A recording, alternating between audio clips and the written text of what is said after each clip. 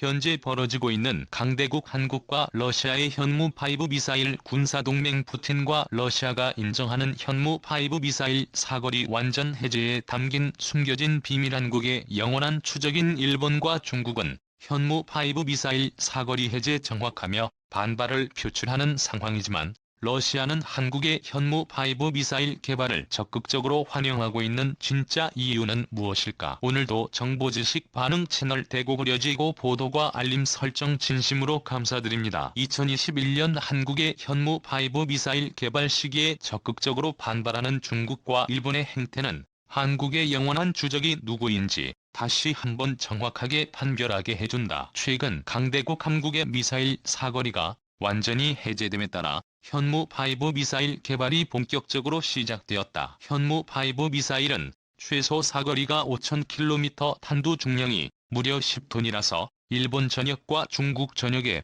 현무5 미사일의 타격 대상으로 지정되는 건 물론이고 대만을 포함한 공고러시아 지역도 현무5 미사일 사거리에 포함되었다. 그런데 현무가 일부 미사일을 진심으로 두려워하며 유감을 표하는 일본과 중국과 달리 러시아는 한국의 현무5 미사일 개발을 흐뭇하게 바라보고 있을 뿐이다. 도대체 이게 어떻게 된 일일까? 한국의 외교적 대화력에 대한 자세한 내막은 이렇다. 한국 정부는 한미 정상회담 진행 시기와 동시에 러시아와 물밑에서 군사적, 경제적, 문화적 협력을 추진했다는 사실이 새롭게 밝혀졌다. 세계적으로 봐도 핵심적인 강대국으로 등극한 한국이 미국, 러시아와 함께하며 수준 높은 난이도의 외교적 조율해 완벽하게 성사시킨 결과를 일궈낸 것이다. 한미 정상회담 시기에 한국 정부의 의장은 러시아와 외교적 회담을 동시에 진행했으며 우주발사체와 미사일 로켓 엔진에 관한 기술적 협력 강화와 함께 러시아산 백신 스푸트니크 V의 국내 생산 등 한러간이 연대와 협력 공간도 동시에 진행되었다. 2021년 5월 한러외교 회담에서 볼로딘 일정은 이렇게 발언했다. 한국과 러시아는 두 국가의 주권을 강력하게 존중해야 하며 러시아의 푸틴 대통령은 한국에 대해 적극적으로 관심이 있고 서울을 방문할 의지가 강력하게 있다. 만남이 성사되는 순간 양국 간의 군사적 외교적 관계가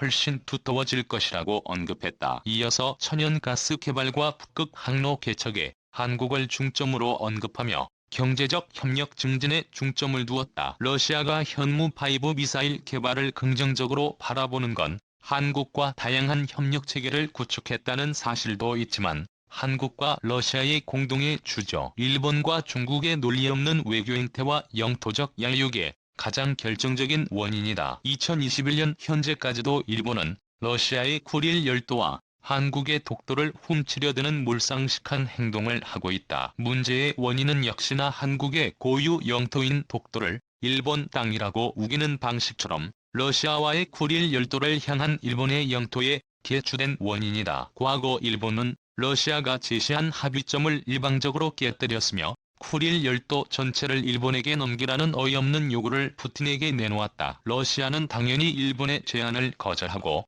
그로 인해 러시아와 일본의 관계는 더욱 악화. 당시 일본의 역대급 탑질로 인해 한국은 거대한 반사 이익을 차지했다. 관계가 안 좋아진 러시아에서 철수한 일본 기업들의 빈자리를 한국 기업이 차지했으며 새롭게 떠오르는 강대국 한국과 문화적, 경제적, 외교적 긴밀한 관계를 맺게 되었다. 불금 사업으로 시작된 한국과 러시아의 군사기술력 공유는 전차와 장갑차부터 시작해 로켓과 미사일 등 다양한 분야에서 다채롭게 접목시키고 있다. 러시아군은 쿠릴 열도에 전차 부대와 미사일 부대, 전투기 부대까지 배치하며 일본을 폭격하는 훈련을 반복하고 있다. 이어서 한국과 러시아의 미래를 위협하는 적국인 중국은 겉으로는 러시아와 친해 보여도 중화 사상에 입각해 한반도와 동부 러시아 영토를 호시탐탐 노리고 있다. 특히 중국과 러시아의 국경 분쟁으로 시작된 중소 국경 분쟁은 핵전쟁으로 번질 뻔했고 2010년대에 들어서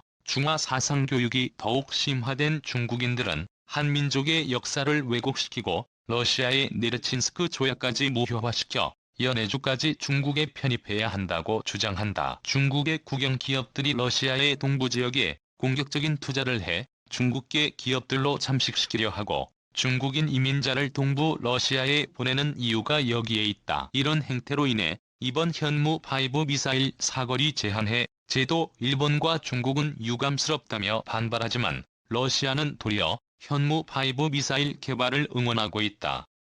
일본과 중국의 영토 야욕을 향해 러시아는 관계가 교파, 오난국과 모든 분야를 협력하여 대항하고자 한다. 한국의 가장 결정적인 차이는 러시아를 향한 영토역이 전혀 없으며 군사적 대립도 전혀 없다는 점이다. 러시아 측은 한국이 일본과 중국을 현무 미사일로 압박하는 전략에 대해 상당한 호감을 가지고 있고 천연가스관 연결과 시베리아 철도 연결을 위해 한반도의 평화를 기대하는 국가다. 물류이동이 가능하다면 철도와의 연결로 동부 러시아로서는 경제 교류가 상당히 활발해진다. 일본과 중국을 견제하기 위해 연해주 개발도 그렇고 시베리아 철도로 유럽과 연결하는 것도 그렇고 주변국 중에 유일하게 한반도 통일을 제일 기대하는 국가는 러시아라는 걸 모두가 인정하고 있다. 반대로 한국의 평화를 제일 반대하는 국가는 역시 일본과 중국이다. 러시아는 2030년을 목표로 북극 항로를 뚫는 LNG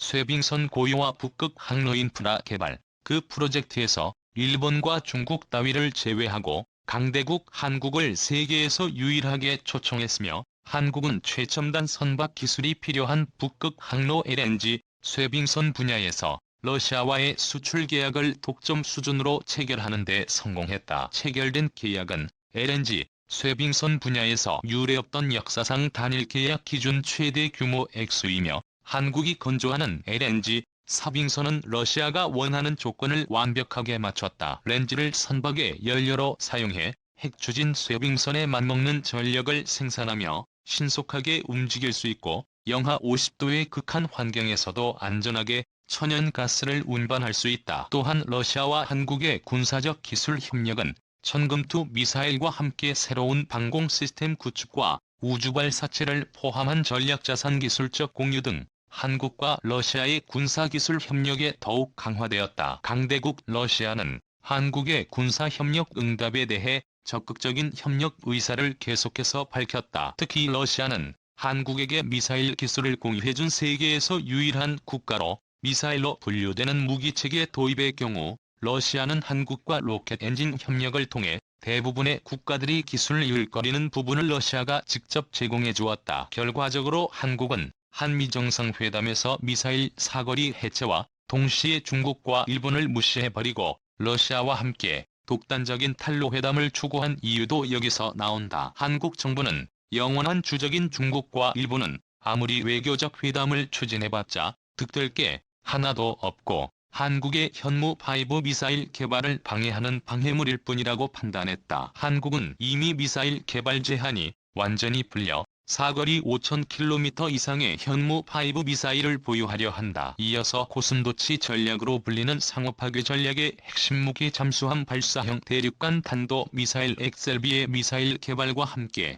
도산 안창호급 잠수함의 윗단계인 핵잠수함 개발도 한창이다. 중국과 일본을 제대로 참교육할 기회가 왔다. 한민족은 오가면 역사적 유적들을 박사의 시대가 도래한 것이다. 한민족의 이익을 위해 한국과 러시아의 관계는 더욱 발전하며 군사적 분야에서도 협력하는 관계로 나아갈 것.